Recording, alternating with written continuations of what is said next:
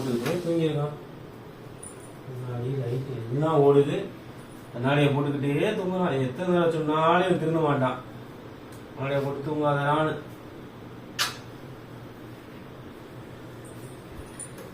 என்கிட்ட ஏன் நடிப்பா?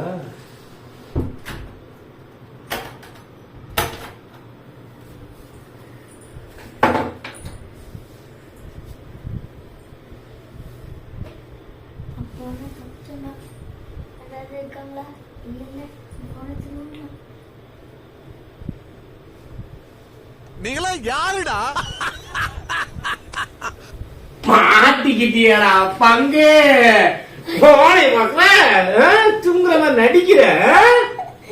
அட பாவியலா, இப்படி தாண்டா அசிங்கப்படுறதுனா வாழ்க்கையில.